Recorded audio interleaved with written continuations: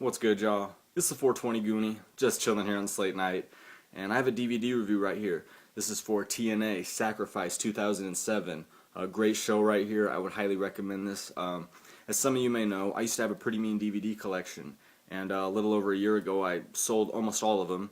But one of them that I just couldn't get rid of was Sacrifice, just because the card was stacked. There were so many good matches on here, and I didn't feel that way about every single TNA show from.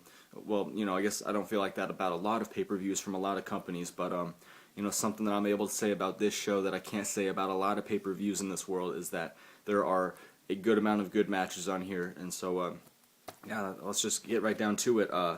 Opening contest of the night, X Division Championship. Chris Sabin defending against Jay Lethal and Sanjay Dutt, and a solid opener right here. These guys, they got like 12 or 13 minutes, and this is just good way to start off the show right here. Good fast-paced action. These guys have a lot of chemistry. Really able to get the crowd into it. They were pumped for this. There was one spot that really stood out to me, and that was you have Jay Lethal hit the lethal combination on Chris Sabin, goes for the pinfall, and Sanjay Dutt off the top rope hits a 450 splash to break up the count at 2. The crowd went apeshit for it. I thought that was awesome right there. Then you see Jay Lethal and Sanjay Dutt kind of shoving each other. Jay Lethal gets shoved out of the picture, and Sanjay Dutt gets rolled up real quick by Chris Sabin. So Sabin successfully retains his title in just a really good opener right there. And then afterwards, you see Lethal and Dutt, they're shoving each other. They're kind of getting into it. They start brawling, and Kevin Nash comes into the ring to break it up. And Sanjay Dutt kicks him in the thigh or something when he's not looking. So gets a good heel reaction from that right there. So definitely a good match right there. Next up, Robert Roode versus Jeff Jarrett. The build up to this match I thought was just awesome. Not like they were building for this match for months and months, but the way that they built to it. You have Jeff Jarrett, who this is his first singles contest in a little over a half a year. He lost the NWA Championship to Sting at Bound for Glory '06, took some time off, and then returned at Lockdown '07 as a babyface to help the babyfaces win the Lethal Lockdown match. So Jeff Jarrett just got a great reaction from the Impact Zone on this show. And then you have Robert Roode, who just a little under a year before this, Team Canada breaks up. And Robert Roode was really that guy that was gonna get the singles run after Team Canada's breakup. So he had a feud with Eric Young. I guess it was still going on here, and he had previously beaten P.D. Williams the month before at Lockdown. So definitely had some momentum heading into the show. And this match right here was booked like a main event. The factors that they had into it. They had Tracy, who was having an impact on the match. They had handcuffs were brought into it. They had an exposed turnbuckle, and just with everything put into picture, the near falls and everything like that. It had a kind of a main event atmosphere, and Jeff Jarrett was going for the figure 4. Robert Roode pushed him into the exposed turnbuckle and was able to hit the payoff and pick up the victory. A lot of people were surprised by that. I remember my first time seeing this. I was sure Jeff Jarrett was going to win, so definitely huge for Robert Roode to get this victory right here. And then afterwards, Jeff Jarrett gets Robert Roode in the figure 4. The crowd's going wild. They love it. And while that's going down, Tracy comes into the ring with the guitar, and she lifts it up like she's about to smash it over Jarrett's head. And that's when Eric Young comes in and makes the save. He puts Tracy in the figure 4 right there, so you got them both doing figure 4s in the ring. I thought that was funny. I thought it was a really cool segment right there. So definitely they wanted to push Robert Roode, do a singles kind of thing with him, and if you ask me, I'd say he wasn't ready at this time, and I think TNA management agreed. But really cool to see him get that victory right there over Jeff Jarrett. Definitely a big match for him right there.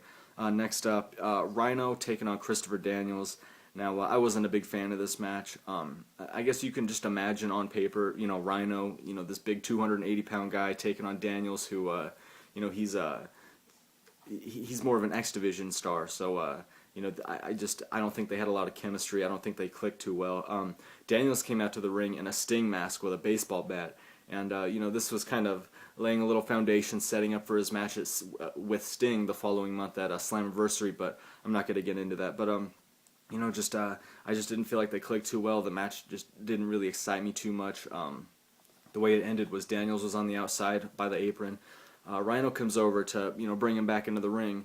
Rhino shoves the referee out of the way, and while the referee's turned for a little bit, whatever, Daniels turns around and smashes Rhino in the head with a baseball bat. Now the bat sounded plastic. Just he hit him so hard, and just he picked up the victory right there. And I don't know about this because Rhino has 2 consecutive pay-per-view victories heading into this. He beat AJ Styles at Destination X, and he was part of the Lethal Lockdown team that won the month before this at Lockdown. And you also have Daniels, who beat Jerry Lynn the month before at Lockdown. So both of these guys have some good momentum heading into this, but Rhino lost. So I don't know, just kind of a harsh stop to a little bit of momentum that he had right there. But still not a big fan of the match right there. And then at the ending, Rhino gets on the microphone after he loses, saying, I didn't come here to lose. Christopher Daniels, I'm gonna kick your ass. And so he goes chasing him to the back. Brings him back out, and Daniels is busted open. Rhino has a chair with blood on it, and you can hear the announcers trying to put the pieces together like, oh, I think he cracked him in the head with that chair, and you can see Daniels' blood on it, just whatever. And Rhino throws him in the ring, sets up 2 chairs like he's about to do a Rhino driver off the second row through 2 chairs, and that's when the security breaks it up. So, that's the end of that right there. Not a big fan of the match, so I'll just stop right there. Next up, this is without a doubt the weakest match of the night. Kip James taking on Basham and Damaja in a handicap match. Now this is supposed to be, Kip James and BG James taking on Basham and Damaja in a tag team match. But a little bit before this match, or earlier in the day, BG James was the victim of an assault at the hands of Basham and Damaja. He got put through a table and a severe concussion or serious concussion. I forget how they put it. I just I couldn't really buy into the story too much. The storyline for this is kind of funny. You have Kip James and BG James who are just totally being all like, calling Christy Hemme a slut and stuff like that, and just the build-up. You'd think that they'd be the heels and Christy Hemme would be the strong woman, baby face, just leading a good example for women watching and stuff. But the crowd she had like a heel team taking on Kip James, so I don't understand where this was going or anything like that. It went like 4 minutes. Kip James lost, so I'm just gonna stop right there. Next up, this is what many consider to be TNA's match of the year right here. The Wildcat Chris Harris taking on James Storm in a Texas Death Match. Now I was just talking about this in my last video, my TNA 2007 DVD review, my best of DVD review. Just crazy match right here. A lot of blood in it, a lot of history. They were one of the greatest tag teams in the history of the company. They had a horrible match the month before at Lockdown, and they really redeemed themselves here. Chris Harris picked up the victory, and I think Jim Cornette wanted him to do some kind of singles tear. So the next month he was in the Slammiversary King of the Mountain match, but he didn't really do anything significant as a singles wrestler. So can't talk too much about that. But still a classic match. Many people call it the match of the year, but for me, this wasn't even my favorite match of the night. But I'll get into that as in a little bit. Next up, just a regular Fatal 4-Way. X Division style match. You have Jerry Lynn, Low Key, Senshi as he's called, Alex Shelley, and Tiger Mask 4. And similar to the opening triple threat match, good X Division action, high paced. All these guys clicked well. The crowd was really into it. I think the crowd was the loudest for the X Division action than anything else. Definitely they like those superstars more. So that was really cool to see. I wasn't a big fan of Don West's commentary on this show, just because of how many times he used the term character transformation. Or he used the term character transformation, just talking about how AJ Styles has changed, talking about how Daniels has changed, talking about how Chris Sabin has changed, and Jeff Jarrett and all these guys, and just about every single match they talk about a character transformation.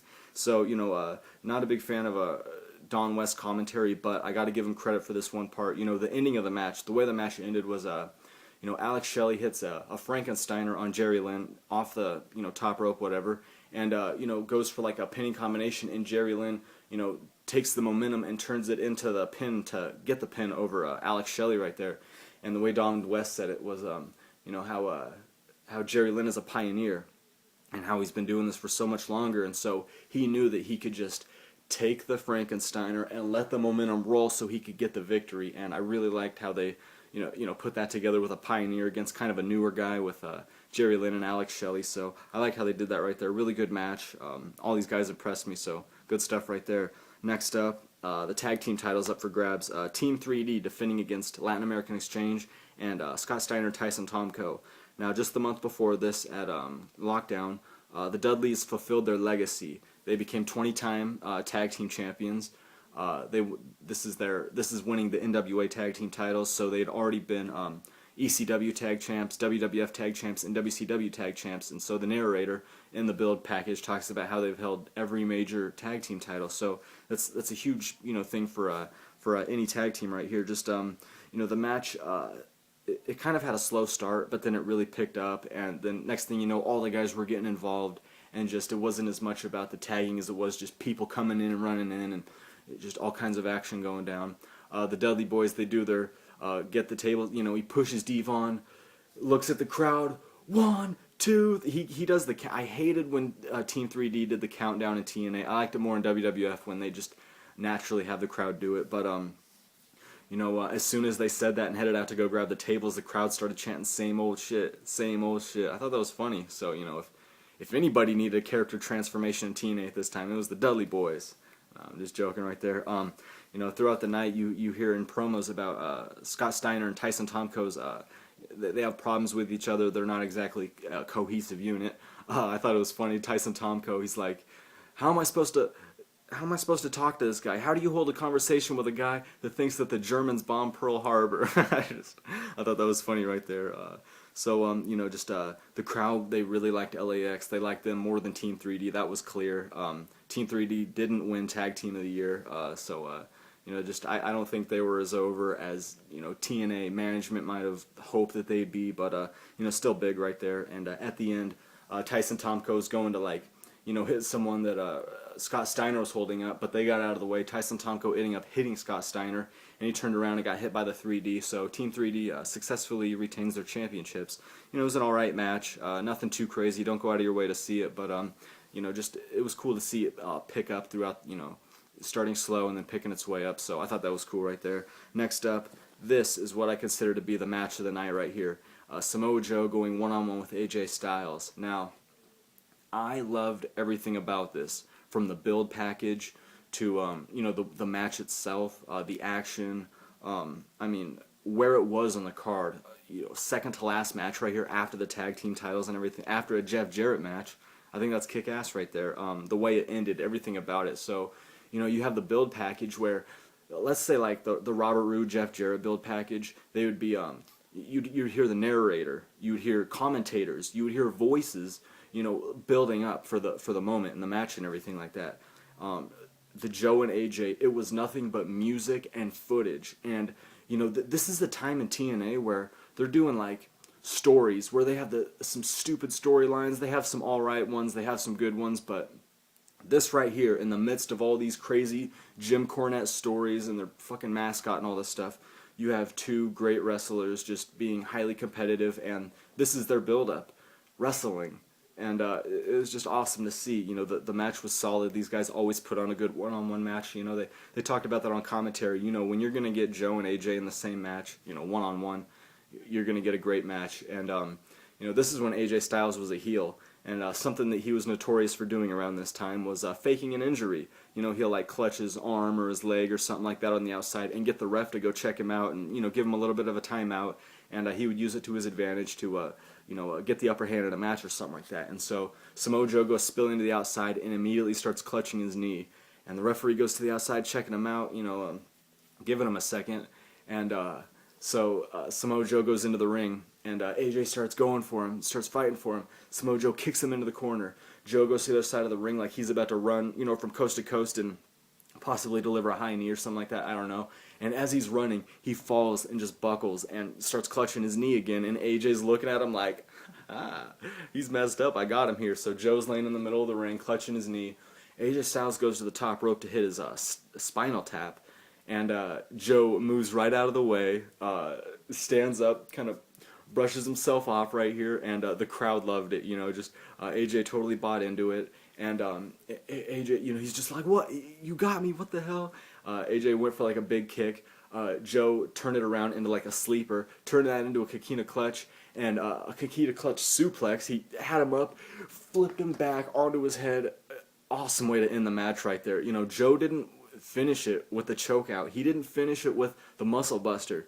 He did it with that epic suplex. Awesome move right there. Awesome finish. Just, I don't have enough nice things to say about this match right here, so just highly recommended. This is definitely worth checking out the DVD right here.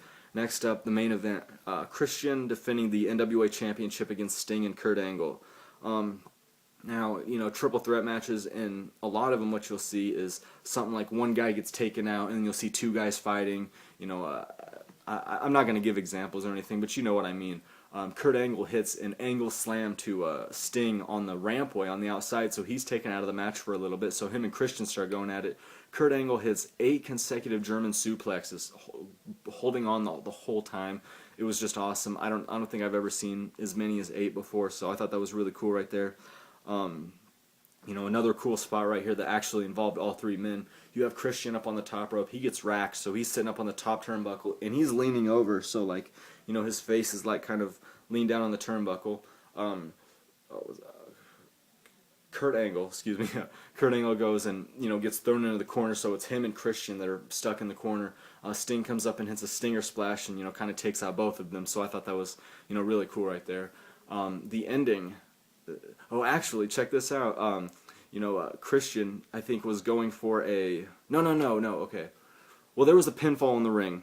I'm not going to go into who because I can't think off the top of my head right now, but Christian goes to grab the referee and pulls him out, and the referee actually hits the ground. He doesn't, like, land on his feet, and he hits the ground and, like, I mean, smacks his side. It's a thin pad out there, folks. There's not a lot of give out there, and just to see the referee take a bump like that was just like, oh, shit, you know, just, but in the end, Sting hits a roll-up on Christian, and so, you know, the referees are kind of taken out of it.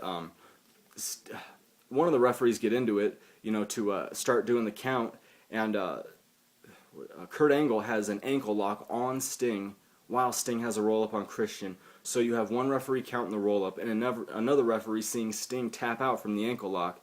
And so, well, what the decision was that Kurt Angle was the winner, that he was the world champion. But what happened actually earlier on in this day, this took place on May 11th, 2007. Funny typo right here. It says March 11th, 2007 right there at the top, but it was actually May. And, you know, the day of the show is when NWA, they like dropped TNA.